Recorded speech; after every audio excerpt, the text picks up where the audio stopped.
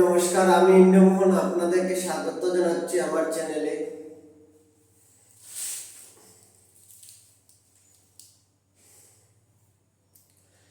তো আজকে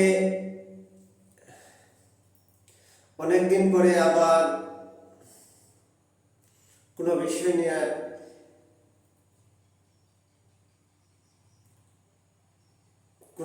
নিয়ে আলোচনা করব। তো আজকের বিষয়বস্তু থাকবে যুগ এবং ক্ষেম। যুগ আর ক্ষেম। প্রথমে পরমারাধ্য শ্রী গুরুদেবকে প্রণাম জানাবো। যদা যদা হি ধর্মস্য গ্লানির্ভবতু ভারত অভ্যুত্থানং অধর্মস্য তদাত্মনং সৃজন্মহঃ পরিত্রাণায় সাধুনাং বিনাশায় চ দুষ্কৃতাং ধর্ম সংস্থাপনার্থায় সম্ভবামি যুগে যুগে। গুরু ব্রহ্মা গুরু বিষ্ণু গুরুদেব মহেশ্বর গুরু সাক্ষাৎ পরব্রহ্ম তস্मै শ্রী গুরুবে নমঃ। অজ্ঞানতিমিরান্ধস্য জ্ঞানাঞ্জন শলাকায় চক্ষুरुन्मीलितं येन तस्मै श्री गुरुवे नमः।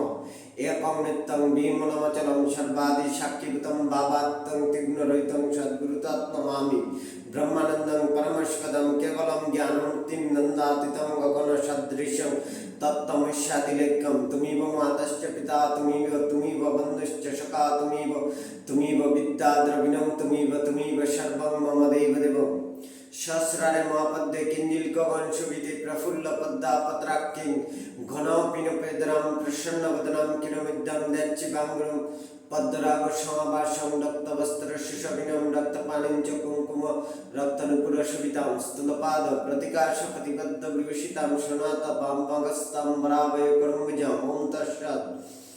ओं भूर्भुवस्वतस्य वितुर्वरेण्यं भर्गो देवस्य धीमहि धियो यो नः प्रचोदयात्। ओं त्र्यम्बको यजामहे सुगन्धिं पुष्टिवर्धनम् उर्वारुकमिव बन्धनान् मृत्युर्मुक्षीयमामृतम्। ओं असतमसद्गमय तमसम ज्योतिर्गमय मृत्युर्मय मृतङ्गमय लोका समस्ता सुखिनो भवन्तु। ओं शान्ति ओम शांति ओम शांति।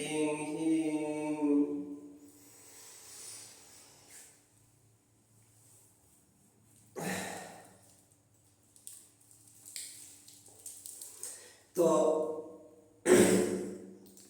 আজকের আলোচ্য বিষয় হলো যুগ আর ক্ষেম।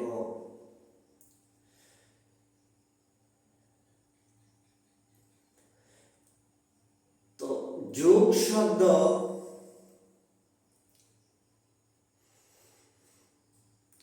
শব্দ আসলে ভগবানের প্রতি বিশ্বাস, প্রেম মিশ্রিত বিশ্বাস যেটা আছে সেটাই হলো গিয়ে যুগ।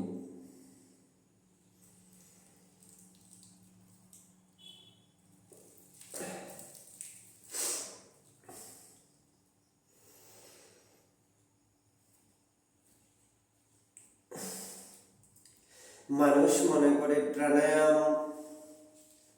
প্রাণায়াম বা হঠযোগ এই সমস্ত হলো গিয়ে যোগ, কিন্তু এইগুলা হলো গিয়ে শরীর শুদ্ধির একটা উপায় মাত্র। আমাদের শ্বাস প্রশ্বাস বা আমাদের কনসেন্ট্রেশন বৃদ্ধির জন্য এই সমস্ত প্রাণায়াম বা আয়ুর্বেদ আমাদের শরীরের শুদ্ধিকরণ বা আমাদের মস্তিষ্কের যে বিকাশ আছে, মস্তিষ্কটাকে আমাদের সুন্দর বা আমাদের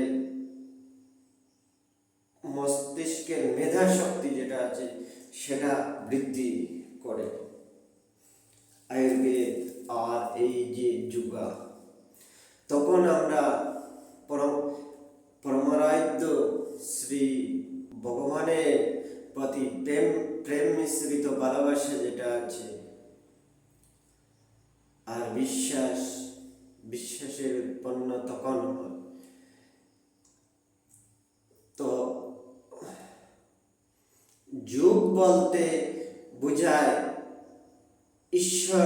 ঈশ্বরের প্রতি বিশ্বাস।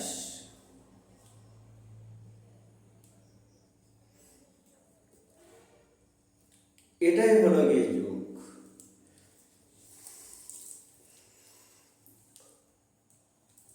আর আমি প্রাণায়ামের অভ্যাস করলাম, আসনের অভ্যাস করলাম। হ্যাঁ, প্রাণায়ামের অভ্যাস, আসনের অভ্যাস করলে অটোমেটিক্যালি ঈশ্বরে বিশ্বাস আসবে। কিন্তু তবুও কোনো কোনো ক্ষেত্রে দেখা যায় প্রাণায়ামের অভ্যাস বা আসনের অভ্যাস এই সমস্ত করে অনেক মানুষ আবার রোগগ্রস্ত হয়ে যায়, কারণ সঠিক পথ নির্দেশক যে আছে পায় না। তাই তাই যুগ শব্দটার প্রকৃত অর্থ হলো গিয়ে ঈশ্বরের প্রতি বিশ্বাস, প্রেম ভক্তি মিশ্রিত বিশ্বাস যেটা আছে সেটাকেই যুগ বলে। তো এই যে যুগ আছে, এই যুগ কেউ কাউকে দিতে পারে না, একমাত্র হরি ইচ্ছা ব্যতীত এই যুগ কারো, হ্যাঁ, হরি ইচ্ছা এবং গুরু ইচ্ছা ব্যতীত এই যুগ হয় না। হরিগুরুর কৃপাতেই এই যুগ সম্ভব হয়।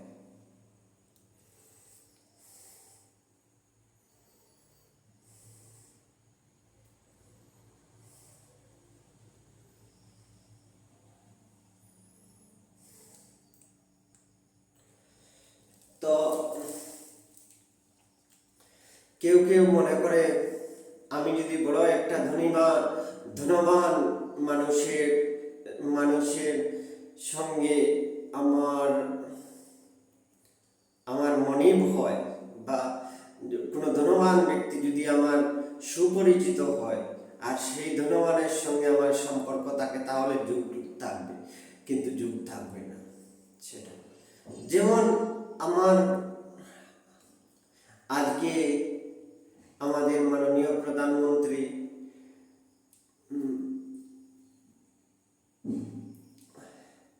তিনি নামটা কি,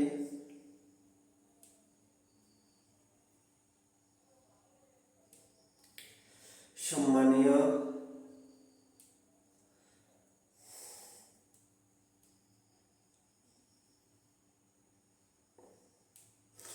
মোদি, সম্মানীয় মোদি, নরেন্দ্র দামোদর মোদি।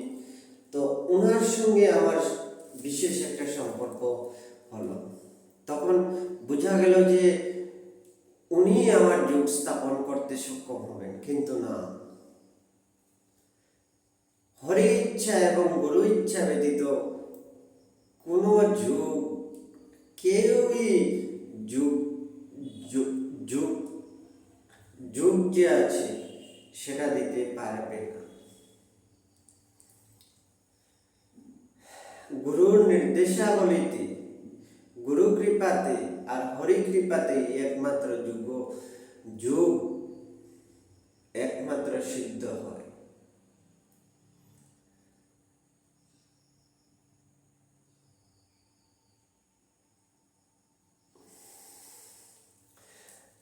যেমন আমাদের নায়ক অমিতাভ বচ্চন আছে, উনি তো অনেক ধনবান। তো ওনার সঙ্গে আমার পরিচয়, তো উনি ধন দেবেন, কিন্তু সেই ধনে যুগ লাগবে।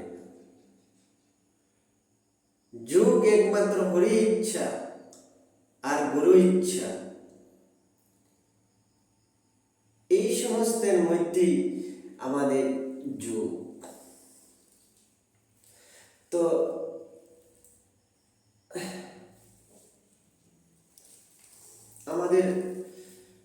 আমাদের যে যুগ শব্দের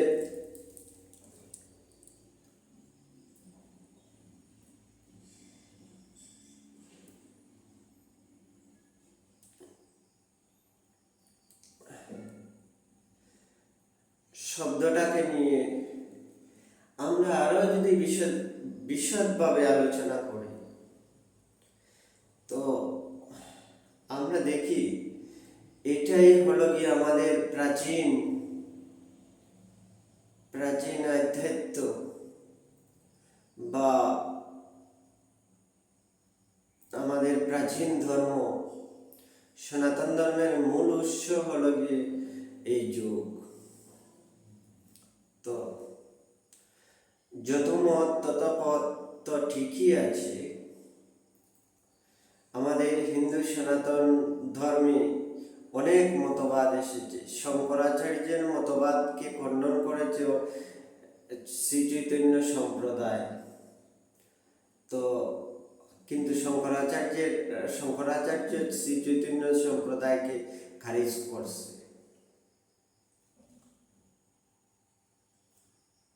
তো এইটাতে একটা দ্বন্দ্ব লেগে আছে। কিন্তু আমরা তো আধ্যাত্মিক চর্চায় আমরা ঠাকুর শ্রী রামকৃষ্ণ পরমহংসদেব যত মত তত পথ যখন বলল, তখন আমরা সবাই এক ভাই হয়ে গেলাম।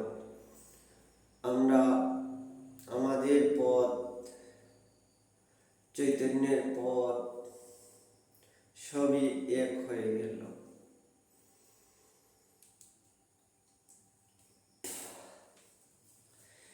তো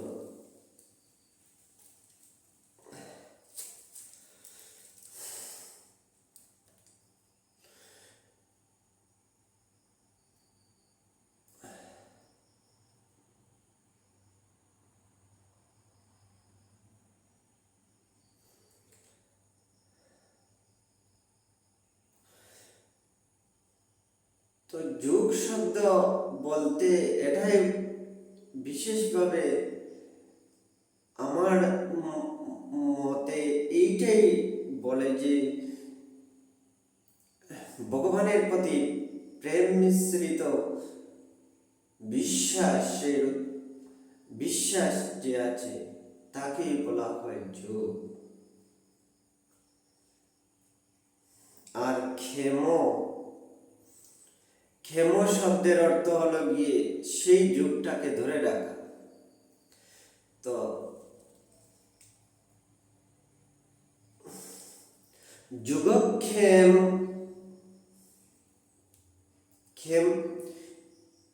যুগক্ষেম ধরার ক্ষমতা একমাত্র শ্রীহরি আর পরমারাধ্য গুরুদেবের। সংসারে অন্য লোক কেউই এই যুগক্ষেম ধরে রাখার মতো নয়।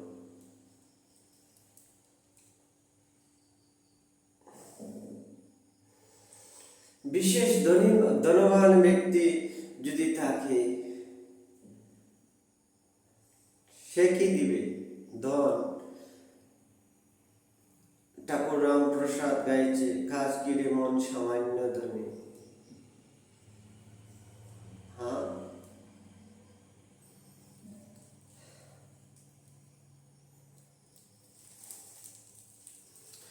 তো যুগ আর ক্ষেম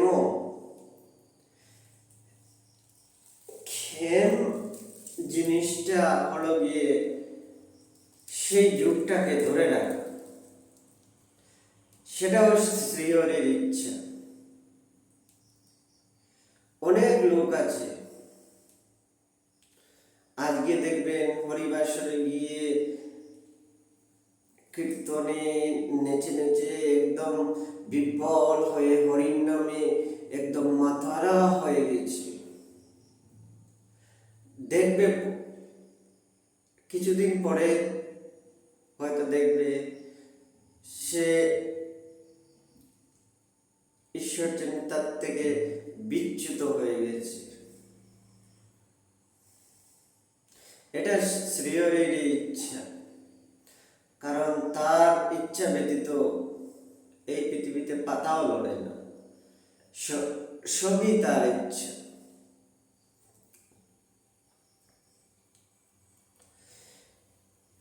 তো তো যুগক্ষেম যুগ এবং ক্ষেমের জন্য শ্রীর কাছে প্রার্থনা আমাদের অত্যন্ত আবশ্যক। তো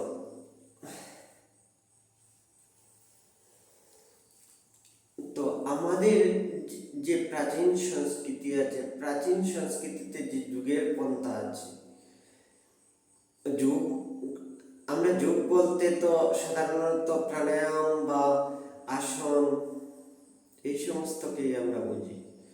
তো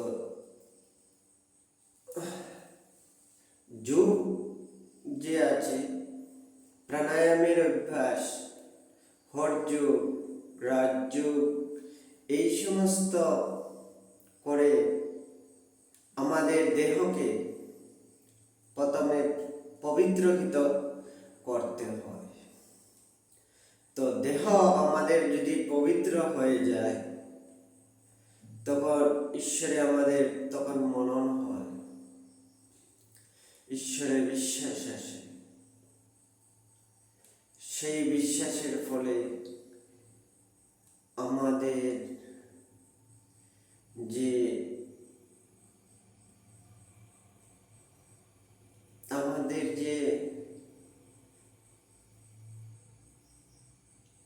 ঈশ্বর থেকে আমাদের বিশেষ জ্ঞান তখন আমাদের প্রেরণ, ঈশ্বর থেকে সেই জ্ঞান আমাদের প্রেরণ করে ঈশ্বর শ্রীহরি তিনি। তখন সে যুগমার্গ গিয়ে আত্মদর্শন মতলব আপনার আত্মাকে দেখা, শরীরের মধ্যে সূক্ষ্ম শরীর আছে, সেই সূক্ষ্ম শরীরকে আপনি সূক্ষ্ম শরীরের মধ্যে আত্মাকে দেখা। নিবিষ্ট চিত্তে যখন আপনি ধ্যানে মগ্ন হবেন, তখন এই যে হঠযোগ, রাজযোগের ক্রিয়াদি করে আপনার বিশ্বাসের মাত্রা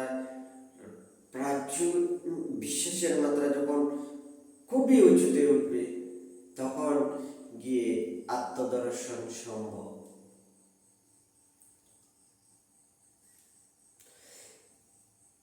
এই যে বিশ্বাসের মাঝখানে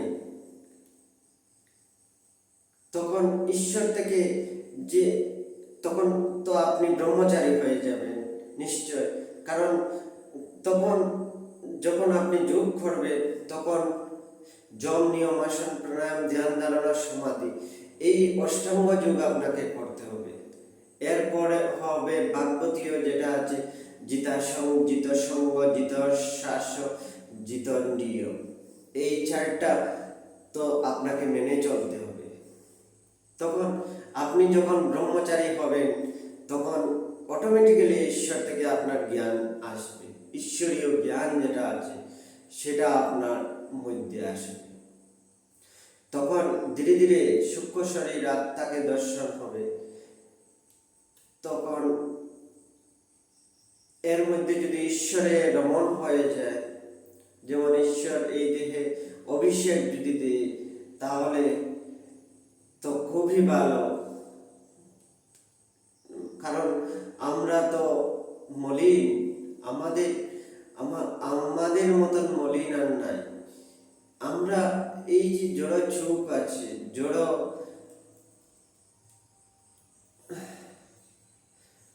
নাক, জিহ্বা, মুখ, এই সমস্তের মধ্যে আমাদের সর্বনাশের কারণ হয়ে দাঁড়ায়। তো এইগুলাকে আমরা নিবারণের মাধ্যমে যোগ স্থাপন করে ঈশ্বরের যদি প্রণিধান হয়, ঈশ্বরের প্রেম মিশ্রিত ভালোবাসার উদয় হয়, তাহলেই আমাদের যোগটা সফল হয়। এইরকম করে আমাদের যোগী জীবন নির্বাহ। তো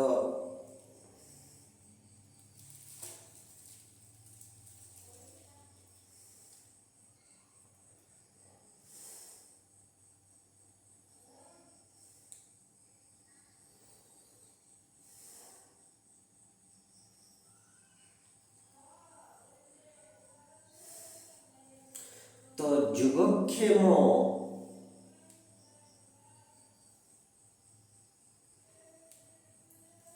যুগ আর ক্ষেম, আবার সেই ভালোবাসাটাকে ধরে রাখা, এটাকে ক্ষেম বলে। কিন্তু সবের ক্ষেত্রে এটাকে ধরে রাখা সম্ভব হয় না। বিভিন্ন ঘাত প্রতিঘাত তে আমাদের যুগ বিনষ্ট হতে পারে।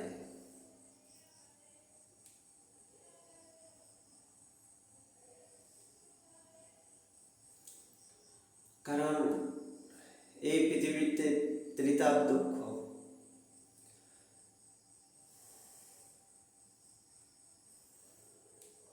আছে। ত্রিতাপ দুঃখ বলতে আধ্যাত্মিক, আদিবৈদিক, আদিদৈবিক এই সমস্ত দুঃখ আছে। এই সমস্ত দুঃখে আমাদের যুগক্ষেম নষ্ট করতে পারে, বা কাম ক্রোধ লোভ মোহ মদ মাশ্চর্যের প্রভাবে আমাদের যুগক্ষেমটা নষ্ট হতে পারে। এই ছয়টার কারণে কাম ক্রোধ লোভ মোহ মদ মাশ্চর্য, এই ছয়টার কারণে আমাদের ক্ষেম নষ্ট হতে পারে। তো যুগক্ষেম যে আছে সেটাকে ধরে রাখার একমাত্র উপায় হলো গিয়া শ্রীহরি। তার কৃপাতেই একমাত্র সম্ভব সেই যুগ ধরে রাখা। আর পরমারাধ্য গুরুদেব,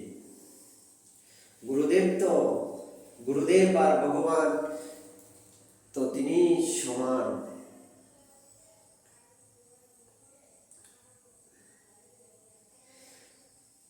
দেখো আমরা ভারতীয়, হিসাবে আমরা সবাইকে ভগবান বলে মানে। অহং ব্রহ্মাস্মি, আমি ভগবান। সর্বং কল্লিদং ব্রহ্ম, সবাই ভগবান।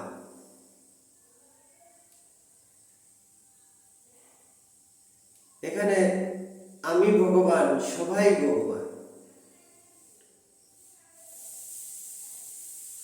তো পরমারাধ্য যে গুরুদেব আছে, গুরুদেবকে আমরা বিশেষভাবে প্রেম মিশ্রিত শ্রদ্ধা যেটা আছে সেটা নিয়ে আমরা বলি যে আচার্য মাং বিজয়তে। আর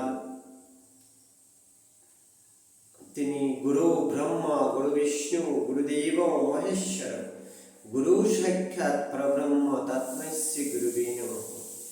গুরু সাক্ষাৎ পরমাত্মা স্বরূপ, তিনি পরব্রহ্ম পরমাত্মা স্বরূপ, এইটা আমরা মানি।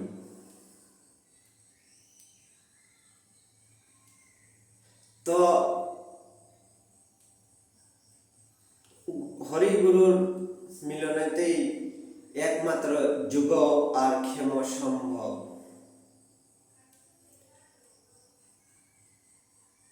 আর পৃথিবীতে যত সবাই গুরু, তবুও গুরুদেব আর শ্রীহরির ইচ্ছাতেই আমাদের যুগক্ষেমটা বজায় থাকতে পারে। আজকের জন্য এতটুকুই। নমস্কার। হরি ওম তৎসৎ। সর্বে সুখিনো ভবন্তু, সর্বে সন্তু নিরাময়া, সর্বে ভদ্রাণি পশ্যন্তি, মা কশ্চিৎ দুঃখভাগ্ ভবেৎ। হরি ওম তৎসৎ, হরি ওম তৎসৎ, হরি ওম তৎসৎ। অলাপ নিরঞ্জন, হর হর মহাদেব।